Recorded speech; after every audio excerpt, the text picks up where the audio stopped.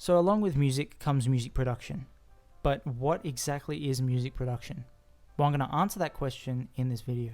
Howdy folks, my name is Ty, and if this is your first time to the channel, music production is sort of my main gig these days. I'm an independent musician, and I guess you could call me a music producer for myself, and I make videos all about this type of stuff. So if you like music, music production, music technology, and other music related stuff, feel free to subscribe to the channel. So what is music production? Well, it's the process that goes behind every song that you've ever heard. Music production covers each part of the creative process, that is writing a song all the way up to its release. An article that I will list in the description below, a very good read if you want to learn more about music production, is definitely worth your time. It said, it's the process of developing, creating, and refining music for public presentation. So this involves actually writing the song all the way through to the sound design and the edits that make it sound so good. Modern music production all involves the use of digital tools, and these tools are available on technology. And technology is a lot more accessible to the general public these days, so picking up a computer and starting to be a music producer isn't that hard anymore. So if you wanted to get into being a music producer, you need to know what they do. So what is a music producer's job? Well, this can differ depending on what situation you're in. A producer can do one of several things or all of several things. Generally, if someone is a producer for a studio, musicians will come into the studio and bring what they want to make into a song or have like a sample or something for them to use. And the music producer's job is to bring the artist's idea to life and help them to realize what they want out of the song. And directing the music process as well, and the whole making process and the idea process and everything. They help to organize everything, they offer advice and add to the creativity of the artist to make the song sound the best it can. But again, depending on the situation, the term music producer can mean a lot of things. So for example, in this article that I listed in the description, in R&B hip hop, the producer could be the one that made the beat that the rappers are singing and rapping over. For EDM music, the artist and producer titles could be completely interchangeable. So the EDM artists usually do all their stuff by themselves, maybe collaborate with someone else, but generally the full process is usually done independently by them. So like I said, technology has allowed music production to be more accessible to people. And because of this, more and more artists, doesn't matter what genre they're doing, are just self-producing in their own home studios. Like myself, for example, I just have my iPad here and I had a computer as well. And I do all sorts of genres. I do funk, I do jazz, I do all sorts of stuff, and it's just from home, just in my bedroom. I'll make some music and put it out there, and it's so easy to do these days. So basically, if you're making music or doing some sort of work in a DAW, or that is a digital audio workstation or like a music software, you can pretty much call yourself a producer no matter how much experience you have or how long you've been doing it for. You're doing some semblance of music production. What do you really have to do to become a producer though, whether it be independently or commercially? Well, you need basic music equipment to begin with. I did a video on this, but for the sake of this video, if you're new, I'm going to go through a couple things and the basics that you really need. So you'll need a computer, a digital audio workstation, and you'll need a set of headphones or studio monitors to be able to listen to your music's playback. And when listening to your monitors and when looking at headphones or monitors to buy, you want to make sure that you have a set of headphones or monitors that have a flat frequency response, because that allows you to hear all the imperfections in your song so you can edit it to make it sound the best it can. Commercial headphones and speakers tend to alter the sound, and it's not very good for studio production of studio music. Then after that sort of base equipment, you can get into audio interfaces and microphones. The whole debate of, should I get an audio interface and an XLR mic or a USB mic? It's a big debate. Personally, I recommend, if you can and if you have the budget for it, go for the audio interface and the XLR microphone, because the sound quality is just, it's usually a lot better. The upgradability is there. It's more versatile in that aspect. But if you're on a budget, There are USB microphones that are really good quality and that you can get by with, because some USB microphones, if you put them up against some XLR microphones, depending on the models, you can't really tell the difference. So if you're on a budget, USB microphones will still help you out, but if you can, go the interface and XLR route.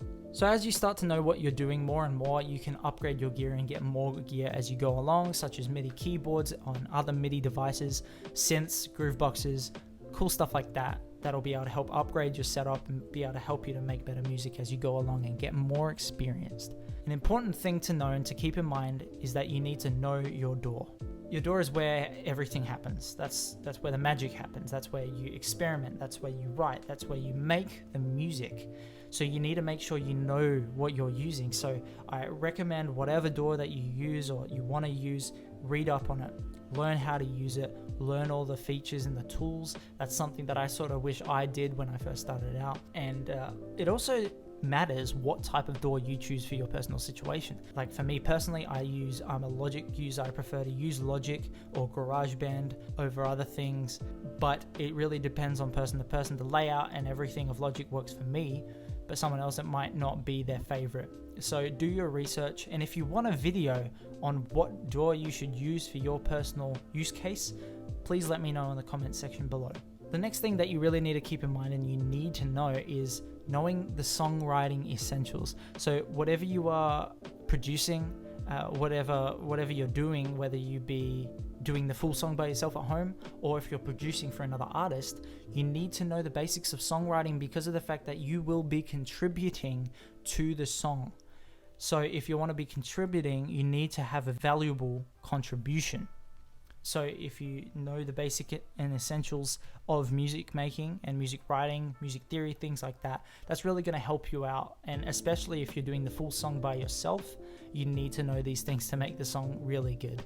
And there's a video by Andrew Huang that I'll link in the description below. It's about 30 minutes and he basically goes through the basics of music theory you need to know, and it's super helpful. It's a great video and I benefited from it as well, even after having prior school music theory classes and things like that. Now we can get into samples, plugins and MIDIs and all sorts of stuff. For the sake of this video and for the sake of the timing, I'm not going to get into those things. If you want me to get into those things in another video, let me know. But these are all things that you're going to need to know eventually, because it's something that on every song you'll probably and you will have to use any of these number of things. So that's samples, plugins, and MIDI tracks. Feel free to go and do your research on those as well, but let me know if you want a video on it. Now, going back to the microphones that we were talking about, sound recording when it comes to music is obviously audio is what music is. So when you're recording audio to put together with other bits of audio for that song, it's crucial to make sure that you know what equipment you're using for whatever use case. So if you're using a microphone to record vocals, to record an instrument or anything, you need to make sure you use the right tool for the job. So make sure that you do your research, you know what mics are better suited for what, and make sure you spend the money on what you need in your personal use case and what type of music you're making. Another thing that you're going to need to know how to do is mixing and mastering. Mixing is basically changing the levels of your song to make sure that everything sounds good, everything's at the level it should be, nothing's too overpowering, a background track isn't in the forefront overpowering everything else. It's just making sure the song sounds the way that it needs to and the way that it should and the way that you want it to sound. And then you can see mastering as sort of the final polish before it gets released to the general public. And mastering helps the song sound good on all platforms and all speakers, headphones, and things like that for people to enjoy still. It's so easy to just get into music production now, and knowing these basics helps a lot of people out, and I know it helped me out as well. If you're thinking about doing it and still not sure about music production and if it's right for you, there are so many free things that you can just get, whether it be websites or apps on your computer. Try them out. Like search up YouTube videos, search up articles, and try these things out as well for yourself.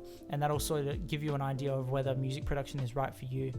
And if it is, that's awesome. You will really enjoy it. I know I have for the past few years. It's a wonderful thing to be able to do, and it's a wonderful creative process that you can be able to have under your belt. So hopefully this video gave you an insight into what music production is and it helped you out in some way. Feel free to subscribe to the channel to see other music related videos and music production related videos, and feel free to let me know what you want me to cover in another video in the comments below, because I'm always open to suggestions and always open to do videos that you guys want me to do when it comes to music production and music style videos. I post videos every single Wednesday, so if you want to see those uploads, please subscribe for more. Thanks so much for watching, everybody, and I'll be able to see you guys in the next video.